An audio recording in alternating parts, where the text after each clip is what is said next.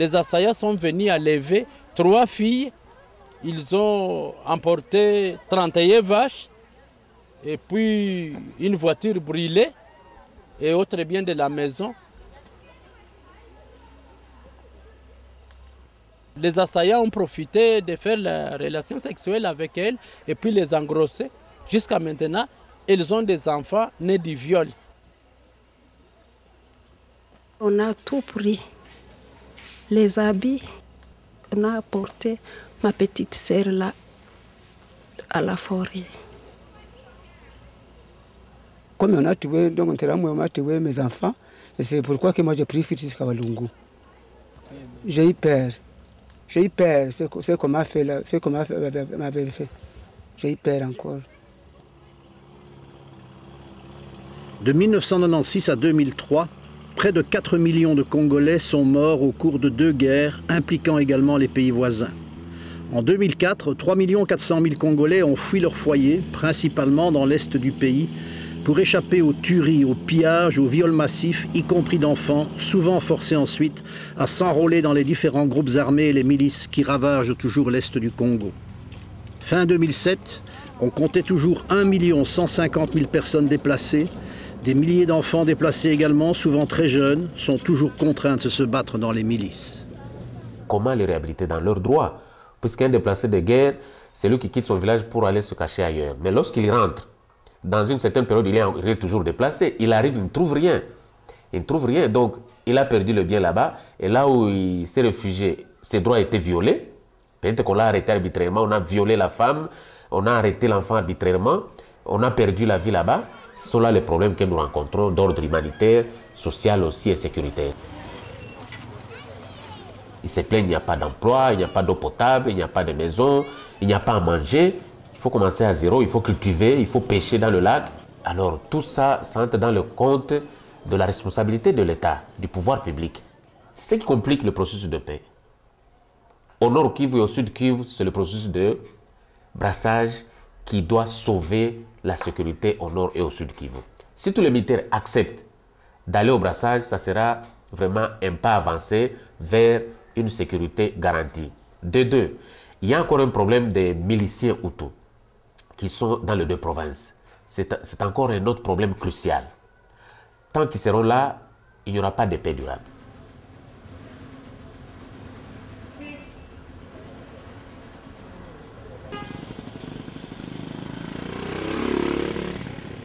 Nous avons le phénomène, ce que nous appelons FDLR Rasta. Les FDLR, c'est les groupes armés qui sont venus de Rwanda en 1994 et pour se réfugier ici au Congo.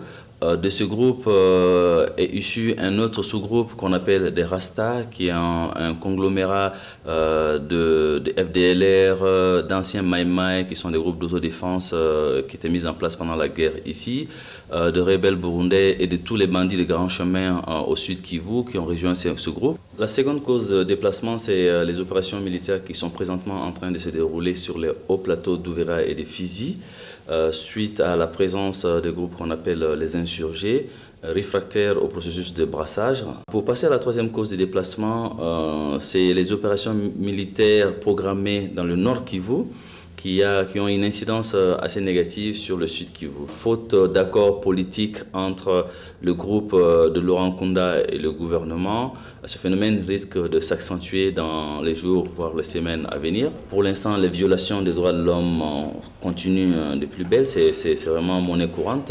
Même des militaires en opération, des fois, n'ont même pas à manger. Donc, ils se rabattent sur la population pour piller leurs vivres. Il y a l'encadrement également des militaires, donc il y a énormément de cas de viol qui sont commis par eux. Je crois qu'il y a des dictons même qui dans le temps disaient, Mobutu leur disait, pourquoi vous me demandez de vous payer à partir du moment où vous disposez d'une arme. Les FDLR sont un peu partout dans la province, mais les groupes qui posent énormément de problèmes, qu'on appelle plus ou moins les Rastas, causent des attaques sur les villages le long des territoires de Kabare, Kaleye et Walungu, où il y a une forêt qui leur sert de refuge. et tous les villages qui se trouvent le long de cette forêt sont victimes de ces attaques nocturnes régulières qui se soldent par des assassinats, des massacres, des kidnappings, des personnes qui sont prises en otage et avec des demandes de rançon régulières qui se font. Pour des villageois, on leur demande par exemple de payer $200 de rançon, ça va jusqu'à des milliers de dollars de rançon. Et si les villageois ne payent pas ces rançons, leurs membres de famille pris en otage sont exécutés froidement.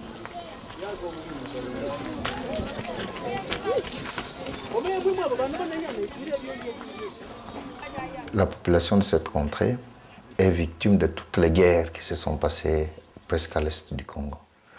Les déplacés, il y en a jusqu'aujourd'hui, parce que vous êtes sans ignorer qu'au niveau, par exemple, du groupement des Cagnola, qui est devenu tristement célèbre, il y a toujours des exactions qui se commettent par les Hutu-Rwandais. Ils arrivent nuitamment, ils embuscadent les villages, ils enlèvent les jeunes filles, même des écolières qu'on enlève, et quand ils arrivent là-bas, elles sont d'abord attachées à des arbres, et quand ils sentent les besoins sexuels, on les délie, on vient, on joue sur elles et on les remet encore après. C'est vraiment des choses, quand on vous raconte, c'est vraiment inhumain, on ne sait pas. 54 000 victimes de violences sexuelles ont été recensées depuis 2004, dont près de 10 000 enfants. Il y a eu 27 000 viols en 2006 dans la seule province du Sud Kivu. Ce nombre est sans doute beaucoup plus élevé, mais les victimes se taisent souvent par peur de représailles ou d'être rejetées par leur famille. Beaucoup de femmes et de fillettes sont ainsi privées de soins et souffrent en silence des conséquences de viols barbares, perpétrés parfois à l'aide de fusils de branches ou de bouteilles cassées. Et comme vous le savez, dans notre pays, il y a eu un problème. Au départ, il y a eu une ignorance de la majorité de la population des droits humains, des lois du pays. Alors au niveau des déplacés, il n'y a pas vraiment de mécanismes déjà formels de protection de leurs droits. Et ils comptent beaucoup sur les ONG des droits de l'homme, les ONG de la société civile. À Walungu, c'est surtout la solidarité des villageois qui a permis aux déplacés de survivre. Encouragés par le chef traditionnel, le Mwami, de nombreuses familles du centre accueillent encore dans leur propre maison des déplacés des zones rurales. Dieudonné Bassédeke s'occupe d'une association locale. Il a dû fuir la campagne du Sud Kivu avec toute sa famille. Maintenant, je suis ici à Walungu, centre, je suis chez moi, mon nouveau logis, parce que autrement j'habitais Tchirouko depuis toute ma vie. Tchirouko, une localité du groupement de Walungu, mais qui est trop insécurisée par les réfugiés rwandais et les Rasta. Alors, à toutes les fois, on venait me tenter pour m'enlever, mais j'ai la grâce du Seigneur, j'ai la vie sauve et maintenant je suis parmi les familles déplacées ici à Walungu centre, où je réside maintenant dans mon nouveau logis, ici comme déplacé de guerre.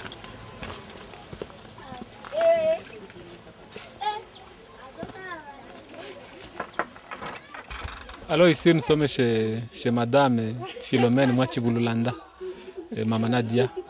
C'est une aussi déplacée qui accueille des déplacés.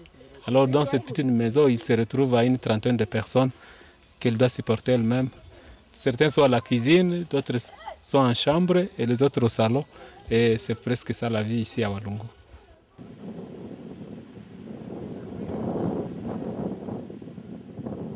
Alors nous nous retrouvons maintenant ici à Tchirouko 1er, chez le chef de localité Fizi. C'est ici mon village, ma famille natale où je vivais. Maintenant on se retrouve ici en famille. Papa est polygame. Sa deuxième bureau, donc ma deuxième mère. Ma marâtre a été tuée donc, le 10 mai, quand on a tué beaucoup d'autres personnes ici au village.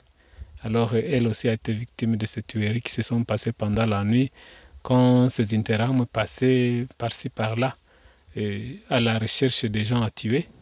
On a retrouvé cette mère à l'intérieur de la maison et elle a été achevée directement.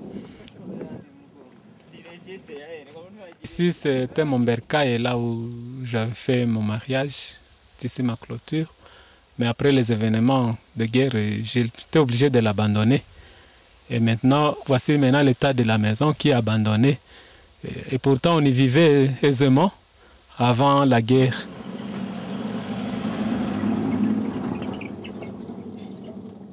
Ces moments de déplacement sont ce que nous appelons des déplacements pendulaires, c'est-à-dire les personnes la nuit quittent leur village, vont se réfugier dans des villages plus sécurisés à 10-15 km de leur lieu d'habitation. En journée reviennent parce qu'elles doivent cultiver dans leurs champs pour survivre, vont cultiver. Et dès que la nuit tombe, se déplacent pour venir en lieu sûr. Souvent, c'est des lieux où il y a une présence des forces FARDC, donc l'armée congolaise, ou des forces de la MONUC. Il y a 3 ans que j'ai quitté cette maison. La journée, je viens pour chercher à manger à mes enfants et puis rentrer le soir. Mais chaque jour, vous pouvez me trouver ici parce que là où je suis, je ne peux trouver à manger quand je ne suis pas venue ici, récolter dans mes champs. Et c'est cela. Pendant 3 ans que j'ai vu cette mauvaise condition de vie. Les rebelles du Nord et du Sud Kivu continuent de violer, d'enlever des déplacés, terroriser les fermiers, voler le bétail et piller les plantations. Mais les militaires et les policiers congolais, mal équipés, mal payés et mal nourris, en font autant. Les civils continuent donc d'être victimes des pires atrocités dans la plus totale impunité. Il y a les miliciens qui font la loi dans certaines contrées. Donc ils ont leur administration, ils font les commerces, ils ont des barrières, ils ont des taxes. C'est un problème sérieux. Donc les pays de la sous-région, des Grands Lacs, doivent accélérer ce processus du retour progressif de ces miliciens. Et à Kigali, on doit fournir un effort pour essayer un peu de voir comment on peut trouver une solution au retour de ces miliciens. Ils ne doivent pas rester éternellement ici. Ça fait plus de 10 ans que ce groupe est au Congo. Ils ont lié énormément de liens avec la population. Beaucoup sont mariés à des Congolaises. Ces liens ne peuvent pas être subitement rompus pour la totalité d'entre eux pour que le retour se fasse. Donc c'est un processus qui va prendre encore du temps. Mais on a un bon espoir que la majorité pourra retourner au Rwanda. Au niveau des acteurs humanitaires, notre impact est assez limité pour assurer une meilleure protection des civils. C'est la première responsabilité de l'État congolais, bien sûr, et de la MONUC qui a un mandat de protection des civils. La société civile a travaillé pendant la guerre. Elle a tenté d'atteindre certaines contrées qui étaient inaccessibles pour le pouvoir. Les autorités judiciaires n'avaient pas de moyens.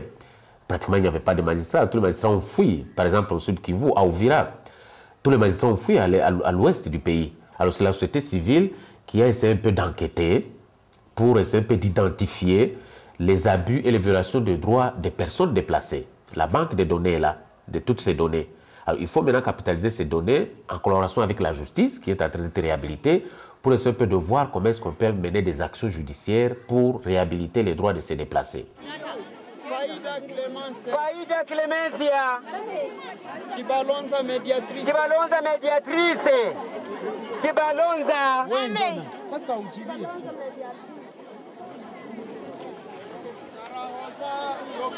Rosa Locadia. Alors au niveau des déplacés eux-mêmes, il y a les ONG qui sensibilisent ces déplacés pour leur apprendre comment revendiquer leurs droits. Comment ils doivent se prononcer pour dénoncer les violations de leurs droits commises pendant la guerre et même actuellement, on est en train de violer les droits des déplacés. C'est cette approche qui est en train de naître à l'est du pays où les deux guerres ont provoqué plus de conséquences qu'à l'ouest pour essayer un peu de préparer un plaidoyer en faveur de l'indemnisation, de la réparation des préjudices subis par toutes ces populations déplacées. C'est un problème très crucial. Mais c'est vraiment au début. Hein. Le dédommagement des victimes, personnellement, c'est quelque chose à laquelle je ne crois pas. Mais on peut faire en sorte qu'il y ait une meilleure justice à travers un retour de l'autorité de l'État, un renforcement du système judiciaire et à travers également des programmes ou des actions qui adressent les causes profondes des violations des droits de l'homme dans le sud Kivu et en l'est du pays en général. Jusqu'à aujourd'hui, ce ne sont que des dérapages. La justice doit être débarrassée d'abord de toutes sortes d'interférences. interférences politiques et peut-être des influences de tous côtés, pour que la justice agisse en toute liberté. Il faut que les chefs de l'État puissent avoir un peu de possibilités de manœuvrer un peu partout. Un peu partout, sans toutefois se substituer, par exemple, à la magistrature. Ici, chez nous, il faut qu'il y ait une certaine dose de dirigisme de la part de celui qui a le pouvoir, pour que les choses aillent de l'avant. Chez nous au Congo, nous sommes convaincus que pour bien construire cette nouvelle démocratie, il faut passer par la réhabilitation de la justice. On doit prévenir non seulement les nouveaux crimes, mais il faut réprimer les anciens crimes. La justice militaire et civile doit être réhabilitée. Et c'est pour cette raison qu'on se bat pour qu'au niveau national, l'indépendance de la justice soit effective. Sans la justice, c'est un pilier très important de la démocratie.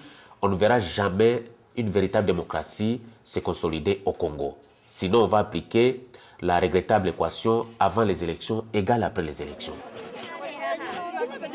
En 2006, alors que les Congolais participaient aux premières élections libres depuis plus de 45 ans, la majorité des 500 000 déplacés à l'époque à l'est du pays n'auraient pas pu voter à cause de l'insécurité, de la perte de leur carte électorale pendant leur fuite ou de la confiscation de ces cartes par des hommes armés. Le gouvernement congolais est face à une responsabilité historique et un défi colossal.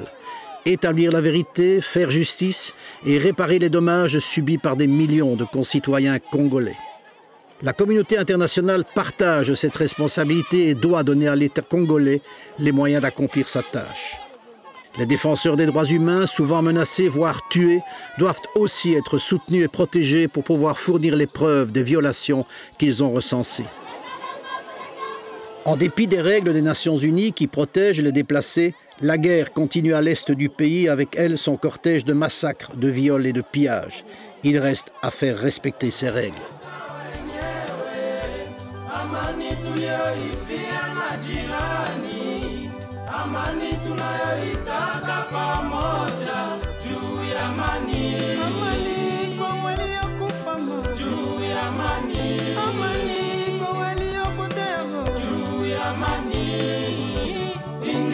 De silence. Amani tuliyotafuta wenyewe, amani tuliyoifia na jirani, amani tunayoitaka pamoja, juu ya amani, amani kwa waliokufa, juu ya amani, nikimunyao nakumbuka, juu ya amani. Une minute de silence. Tulishiba vita vyenye vililetwa pete zikavalishiwa kwa wale waliobaka wa mama, walinajisiwa tate, walichinjia kipagani mpaka kuwazika hai wa mama.